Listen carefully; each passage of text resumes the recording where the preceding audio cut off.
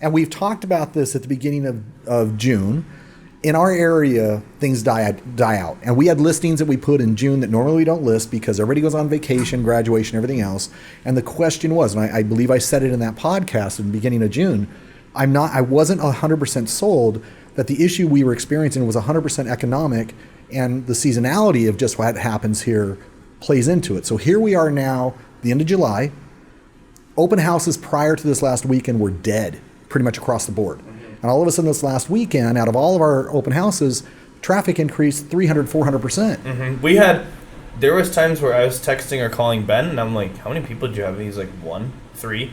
Just to put in perspective, right. 2 to 3 months ago, when it's like normal and kids are in school or whatever, we had 30, 40, 50. Easily. Right. Easy. But now this last weekend, we saw the traffic come back. I think Jeet had 13 groups. 13 groups before that. I mean, this weekend I had 30. Exactly. So, and Creekside had about 30 people come through this weekend too. Everyone was on vacation. That's just it. And I've seen that every single year. The message is, again, the sky's not falling. We have some seasonality in this mix that we experience in our area. And now the activity is coming back. Okay, we're not going to, the market prices aren't going to be where they were in March, but to have the activity come back to where we can start seeing offers come back in at a reasonable price, that's the good news with it.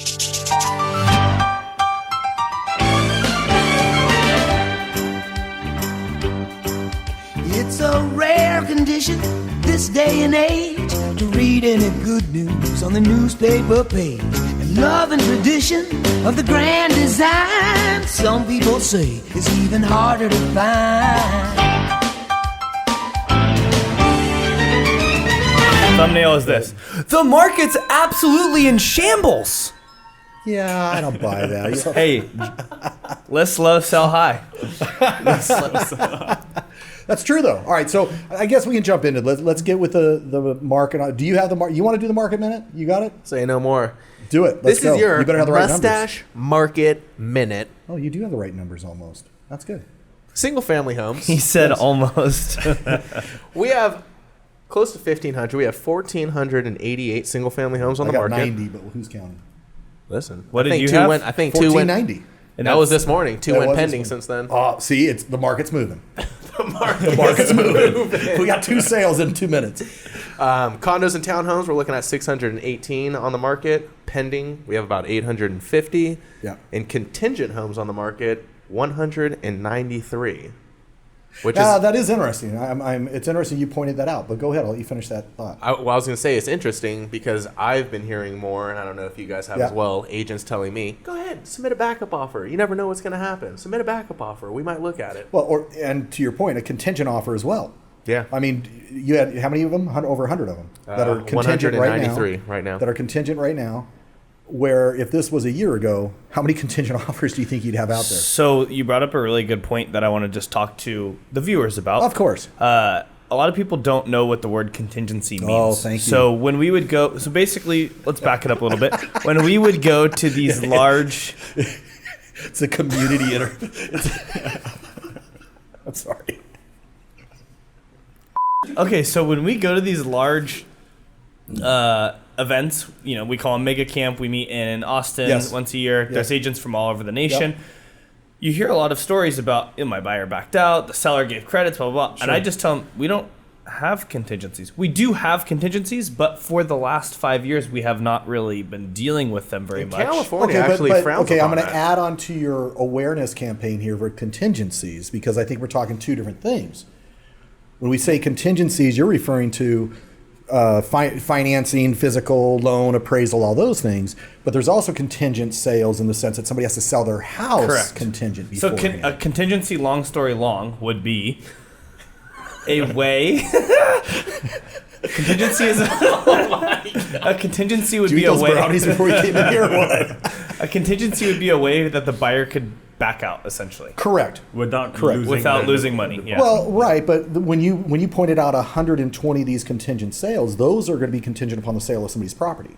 193 total. I don't know how many of Yeah. them have to do with the sale of Well, the property. they I will, don't know. because generally that's going to be a status 2. You generally put something in status 2. Yeah, I don't have the exacts, But but contingency yeah. on the MLS could mean they have to do another property inspection. They're not sure about their loan. They maybe need to sell a property. There's basically Right. Or 4 they're types. worried about the appraisal. Right.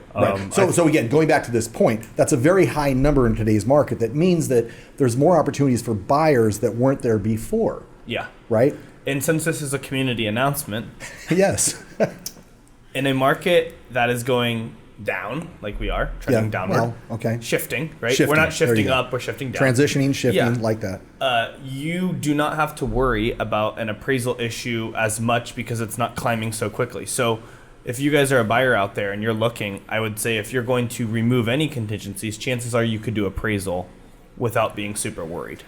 That's And- not legal advice, just an Well, observation. Right. And, fair enough, and again, fair for enough. the viewers, what an appraisal contingency means is based on what the home appraises for. That's what you get your loan for. So By a an lender, appraiser.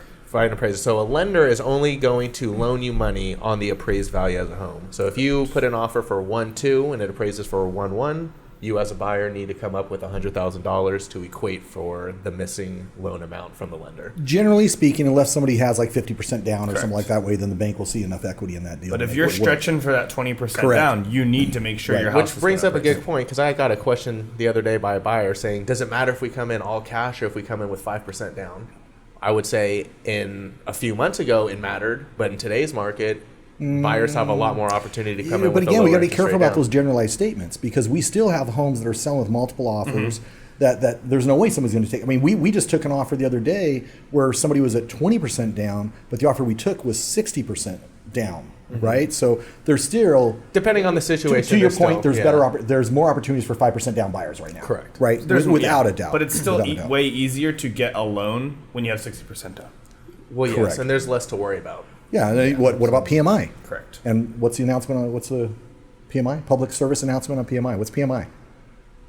Oh, Private mortgage Private, insurance. yeah. there we go. Private mortgage insurance. I thought it was a trick. I didn't know we were going there for a I really second. fumbled the back there. I thought we were doing all of our service announcements now. Okay, so could we go back to the stats or? Yeah, I mean, so we have 850 pending properties, which means, what is it, how many months of Inventory. Well, you inventory is got that? you got a total of approximately 2,100 units on the market right now, right? With only, I mean, if you add the single family home and the condos, you're about 1,000, little over 1,000 pending, right? Correct. So you got two to one ratio with single active compared to pendings.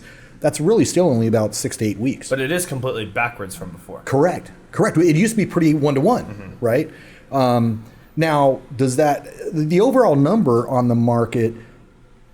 It's not much different than we've seen in the last 3 to 4 weeks, right? In summertime, things kind of slow down anyways, and we're still well below where we see that balanced market. So, and just to add to those stats, these are Santa Clara County stats. Correct.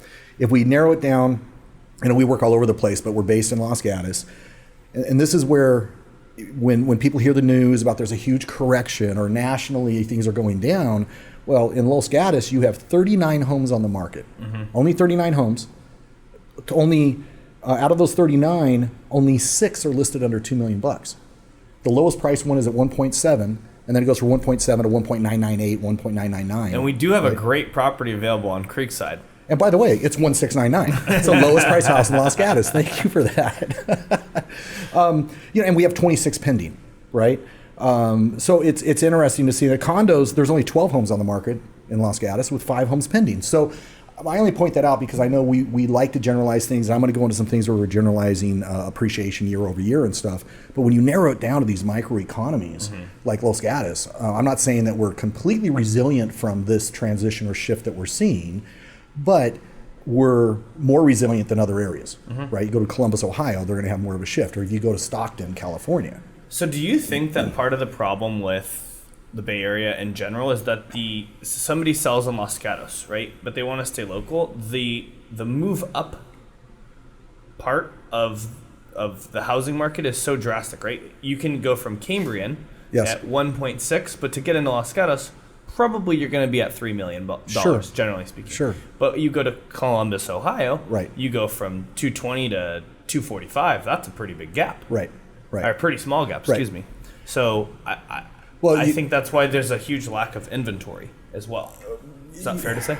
You say lack of inventory? Lack of inventory because there's no the move-up buyer is huge. It's $1 million difference. Most of the people that are selling right now are going to be, it's the same thing that's been going on. The retirees, there's people that are seeing, hey, here's that last opportunity that I can hit the peak as we're transitioning. I'm going to sell my house for more money today than I will next year.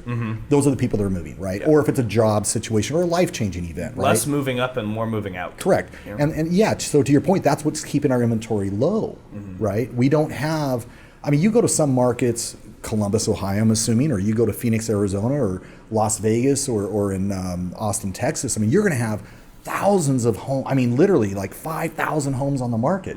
That's because there's that segment of middle America that can afford to move to different neighborhoods and stuff. And it's not such a drastic move as to your point, where you're going 200% over the valuation from the house you just sold, which is only 5 miles away. Do you think that also has an effect to how long properties are on the market in our area compared to others? Because people have so much money, they're out here, they're more willing to just hold on to the properties until they get the right price than they are open to just selling it. I don't see that. I think a motivated seller, I mean, I don't buy into the fact that it does anybody good to keep a home on the market and hold out for your price. I will say this, the number one reason why a house doesn't sell is what? Price. That's what it comes down to. I don't care if you back up to a freeway or somebody passed away in the house or you got a transformer over your head. At some point, that house is going to sell.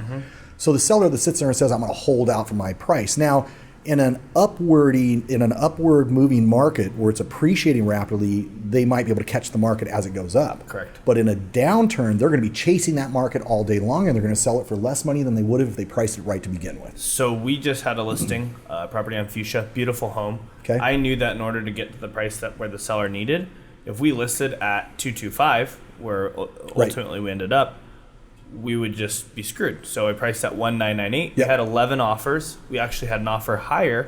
But it was contingent. Sellers just wanted something guaranteed so that they can move on with their life. So the only thing that you cannot do in this market right now is overprice a property and then have really crummy marketing. You can't. True. Yeah, those are things you don't want to do. You're going to sit on the market. Right. I mean, perfect example, we did the same thing on Leicester, right? Where we had the similar property. They listed for 1899. They had multiple offers on it, sold for 2.4. Well, we knew that was in March. That was kind of at the peak of our market that I think everybody can agree with. We listed ours at 1799, set the proper expectation for our seller being 175 to 19, maybe 2 if we're lucky.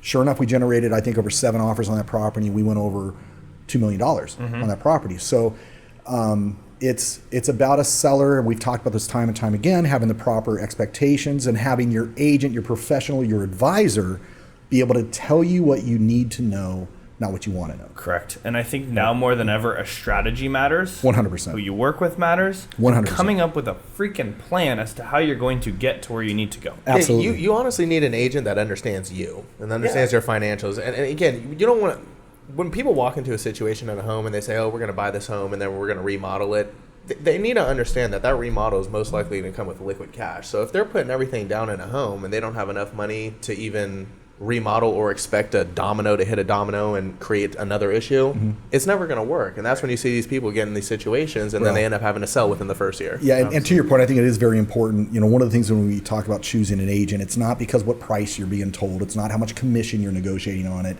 It's who can you work with best. Who's going to protect your liability. And it is, you know, there's a lot of times where we'll go up against very similar, well-qualified, experienced agents, right? Then it comes down to who can you communicate the best with. Right. Who's going to be the person? Are you somebody who needs to kind of have things kind of smoothed in that conversation and delivered in a different way, or are you okay having a point blank, here's what's going on? If you want to hear from your agent every 30 minutes, Mark is a great fit for you. I will work towards your motivation. Also, like the average agent only sells a couple of homes a year. So if they aren't keeping track with what the market conditions are currently, they can go into a listing appointment and be like, hey, the market's crazy hot, and exactly guide them 100%. in a totally different direction. But I think what's really cool as well that Mark, you always installed in me, is that if it's not a win-win for both parties, we just won't take the listing, right?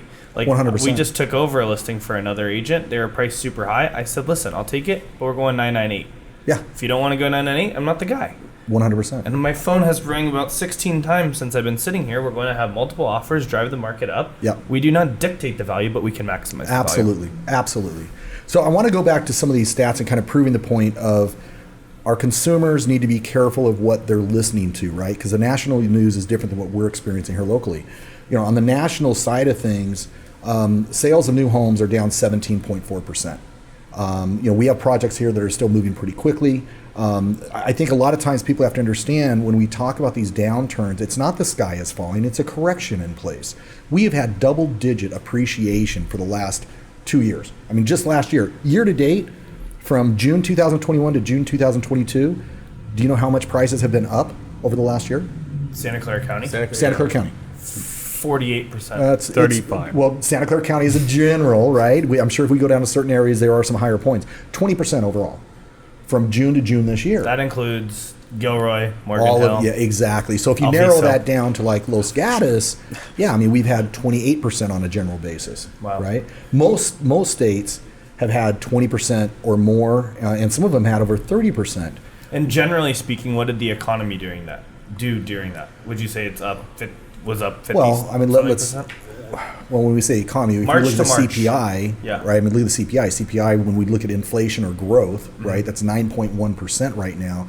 In the past, that growth was basically 1. There was no growth Yeah. economically, right? Now, again, individual businesses have their individual indexes, but on a general rule, and this might open it up for more public service announcements. Did the economy actually grow over the last 2 years? Did it grow? Did the economy grow over the last 2 years? I don't think the economy. Well, I think it the did. economy grew, but now we have negative GDP growth. Correct. I think the stock market grew. Sure, certain segments. Housing grew. Right. Right. But I think we took a lot of steps backward. Sure. I mean, fortunately, we're in the industry for housing, and our Yeah. industry. It didn't grow unanimously. If you were on the right side of the coin, right? If you represented sellers, we were on the, So on wait, the right side of the what, coin. what didn't grow per se? That's a great question. I'll let you research that and bring that to the table next time.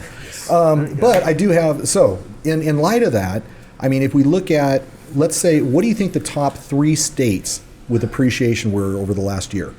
California. Austin, Texas. Oh no, I'm gonna go. Top 3. I'm gonna Top go. Austin. I'll go. Wrong. I'll go Idaho, And Austin's Arizona. not a state. Idaho, Arizona, Tennessee. Washington. You have 1 out of those 3. You were close with Idaho. So, Jeet, you want to take a stab at it? I would say Tennessee, like Nashville, Tennessee. Oh, that's number 4. You're close. All right, let me get Ohio. I have Ohio on my list. All right, last one. I don't know. Oregon. Oregon. No. All right. Florida's number 1. That was a Oh good wow. one. Arizona's number 2. Utah's number 3. Utah. Okay. But here's what's really interesting. When you narrow it down to like actual cities, like major cities, the top 3 cities with the highest growth being 35, 42%, all in Florida. Speaking of Utah, Yes. have you guys ever seen the Book of Mormon? Oh my god. That's a funny show. Ding dong. Do you know who wrote that? The South Park. That's right. That's right. It's on tour again, in case you guys are wondering. and and then- Mark's giving out free tickets in case I you guys am, want to like, exactly. comment, and subscribe. All right, and then of course, to segue into our top 10 list of the week, I've got the top 10 most stable housing markets in the United States. This just came out this morning at 10:11 a.m. Nice. Wow. Do you want to take a stab there? Number 1. Oh, you want to just jump to number 1? Oh, sorry. I'm guessing number 1 is us. Or New Number York. 1 is Utah. What? Back to Utah. Back to Utah. Utah as a state or as a As a state. These are states. is the most stable housing market. Correct. Good thing we Correct. have great relationships with agents in Utah. The state of Washington, Number 2. Washington State. Florida is number 3. Now that shocked the hell out of me because anytime there's a Yeah, correct, decline, Nevada, Arizona, Florida generally lead those, but Florida's and it's got some significant issues. Where's the source of this? See, that's what I'm saying. What is the source of all these lists that we bring? I feel like there's a hundred lists I'm out sure you can there. go on the internet. SharonsOpinions.com. All right, so let me get us. So Texas is number 4. You've got who's number 5? Idaho number 5. Tennessee's number 6. Vermont, Arizona's number 8. South Carolina and South Dakota. Hey Closes Siri, out. what's the definition of stable? which California's not state's in not there? on there? California. California's not Or on New there. York. California or New York. Right. I think the challenge you have with areas like California, New York, they're so, listen, if you look at most of California, the hottest area is Silicon Valley. If you go to Central California, I mean, they've had a lot of growth over the last couple of years, but historically they have not been stable markets. You have a lot of transition with work and everything else. But so there you go. There's the top 10 list. So I had printed it out, but I forgot it. Yep. Jacob sent me an article, actually. Jacob is the video man. And basically what it was saying was that San Francisco and San Jose are the number 1 and number 2 most expensive places to own versus rent, meaning the cost to rent is $4,500, but the cost to own that house that you would be renting is $9,000. Did they include appreciation in that calculation? Jacob, Yeah, you should have brought that article. We'll pop it up on. It was a graph. please pop up article for fact It's checking. the man behind the curtain. But I just thought it was interesting because I had said that episode 3. I think, when it comes down to these expectations we have with our clients and everything, it really is a matter of not to get caught up in the sky is falling, right? I mean, this is a correction. When we have, let's face it, we've had 40 to 60% appreciation over the last 2 years. It's a correction. We're going to have that happen. It's not a nosedive. I think the into biggest the abyss. the biggest thing to remember is Yes, is it is healthy. I'm sorry. It's healthy. I am not healthy, but it is healthy. We're getting there. If you are selling your property, chances are you're going to be buying another property in the same type of market. Generally speaking. Well, if you're the primary to primary. Primary to primary, that's correct. Yeah. So it might not be the same I geographical would location, right? dare to say that if we're feeling a correction here, people in That's fair enough. the Midwest are Sure. feeling it probably a little bit more. Sure. And chances are you're selling higher here than you are in I think what you Chattanooga. will see is, it'd be interesting, but I would guess that of the homes that are currently on the market, the sellers that are out there right now, I would probably estimate that it's probably 70 to 80% that are moving out of the area, Oh, for sure. right? I mean, it doesn't have to mean out of California, but out of Silicon Valley. They're taking their money and running. Or again, their life events, somebody's passed away, divorce. Have you guys noticed the amount of people moving out of Sunnyvale to like Campbell or South San Jose? I mean, when you can make $1 million over asking on a property, I'd be moving out of Sunnyvale too. But a lot of renters I've noticed. I have Because not. they can't even afford it there. They're getting But eaten alive. Let in me that ask you area. this question though. With Sunnyvale and Cupertino, do you guys feel, because you guys are working with a lot of the buyers out there, do you feel those areas are still kind of where they were 3 to 6 months ago? They're changing. You're saying Pretty hard. Yeah. Really? Okay, think- because just about a month ago they weren't, right? They were still pretty tight. So 2-3 Like years ago. Birdland and Central. 2-3 years ago, we would list properties in Sunnyvale at 1,998, Yep, knowing that we were going to get over 2.2. easily. And then this past year, let's say January of this Yep. year, a lot of people are listing at 2.48, Okay. and it's going over 3. Yeah, that's right. But Birdland is $3 million neighborhood. Is that crazy? I used to live in Birdland. Did you? Kindergarten, yeah. I'm Fisher Hawk. Used to live Oh, on I know Hawk. Fisher Hawk. Yeah. My mom could have bought that house for $75,000 and didn't do it. I think that thing's worth now what, $3 million? Yeah, Yeah. we'll talk to her Crazy. about it. We can talk. The same properties that have been showing in Sunnyvale for like 1.5 are now 1.3.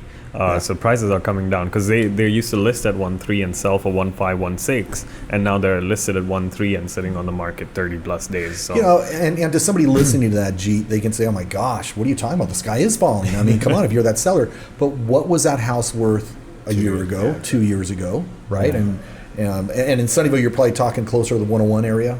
Yes. Right? Mm-hmm. Yeah, I mean, and Sunnyvale's a perfect example, right? 94089. I can't believe houses were going for $2 million over there. Isn't that nuts? Yeah. That's right by where we play softball. Yeah. Just 20, 3 years 20, ago, yeah. $1 million. There you go. Right? So that's that expectation dialogue with the seller. Listen, yes, we went up all the way here. You're taking a step back, but If you tried to time the market, yeah. you failed. Yeah. Well, let me put it in perspective.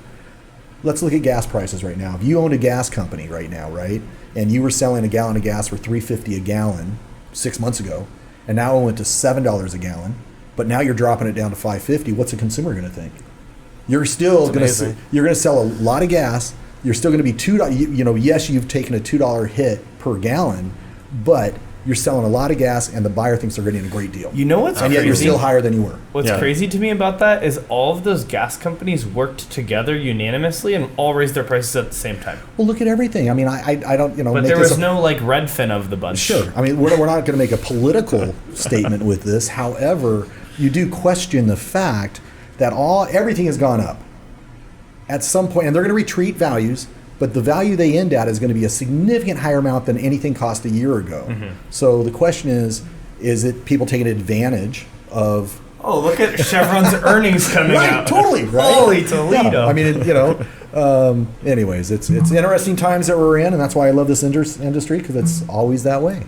Fun stuff. To your point earlier, I wanted to ask, are there many upgrade buyers right now? Because I had a question, Ben and I, we were hosting a Twilight open house, and someone walked in and they were like, should I add on to my house, or should I upgrade to a bigger house? So to answer your question, I think there are upgrade buyers right now, and I think for those buyers who have money in their pocket, because cash is back to king, right? Money's not cheap anymore. Correct.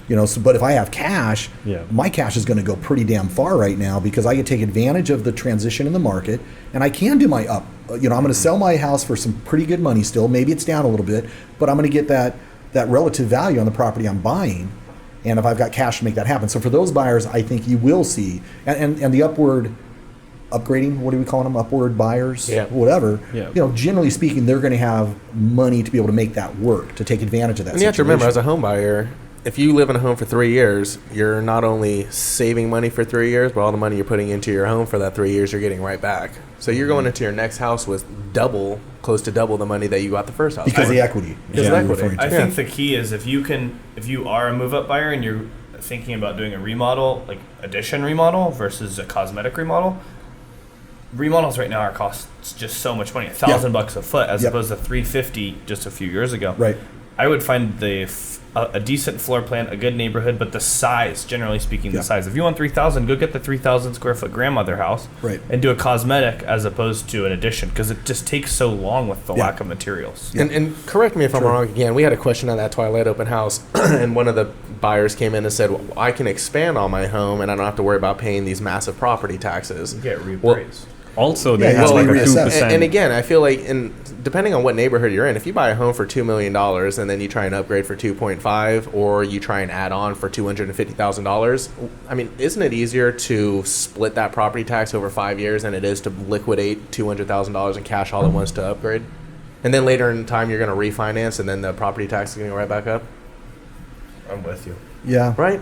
I mean, the way you said it was a little confusing, but I would just get a new house. That's what I'm saying. And that's what I was trying to tell you yesterday. Unless you're in love with the neighborhood or the street or something. It doesn't make sense. Yeah. Yeah. And it's a year. And if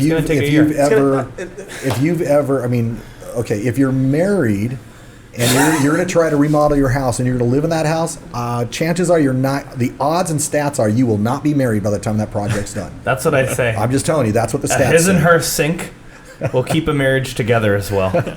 I'm glad we said what we said during that Twilight open house. I feel confident now. All right, so listen, we've got a lot of stuff happening and going on. We got we're stacking up some listings for open houses. So for all the consumers and everything, keep your eyes out for our invites to those open houses. Come out and see us. We've got our Jazz on the Plaza isn't this week, but obviously most Wednesdays. We do have tickets every Wednesday if anybody wants to reach out to us. And then Music in the Park. Music in the Park every Sunday we're there. Yeah, we have a whole tent and everything. Yep. I will be there to support the team and don't get me started. Hope you enjoyed Mexico while Ben and I were sweating away drinking water with clients. You gotta pay your dues. I do have a list here. Jacob can edit this to put this in before the final credits here. Go for it. But I got a question the other day from some people my age. They were saying, if we had the opportunity to invest in a different state, would you take it and keep renting here? And how long would you rent for? Oh man, that is such a loaded question. I get that all. And before you answer it, let me rattle off some. Go for it. And again, this list. Probably from a Sharon online, but this is a list of the top 10 places. SharonsOpinions.com.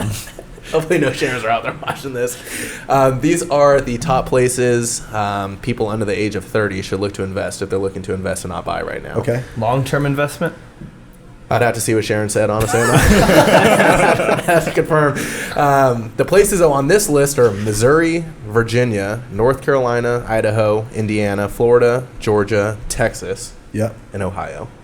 So here's what I would add to this. For any of our viewers who have those questions, contact us so we can sit down and have that consultation with you, because that is something that we focus on, these emerging markets. I'm always challenged as Real Estate 101 to have somebody not have a primary residence before they start investing in real estate. That's generally my pushback on that. However, with the way the market's been, and if I was that person and my job was in Silicon Valley, and I had better opportunity to invest in Austin, Texas, or Missouri, or any of these other locations, I would be open to advise that person or advise myself, listen, continue to rent. Let's put that money, because I might not have the money right now to buy the house that I want or even get in the market, right? But I can take my 50 or 100 grand and invest it in one of these other markets. And if that's going to double or triple in 3 to 5 years, why the hell not? I think there's two plays on it, though.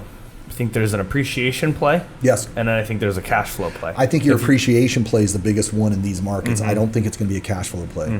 But It is if the you way can, to look at it. If but- you can find both, great. Sure. But somewhere like Texas, I would say is a hell of a lot safer than somewhere in Missouri. And in these places, this is a good public service announcement. You can buy a home with friends. You don't have to buy a home alone. So if you and a group of 3 or 4 people have enough money to go Macaulay Culkin.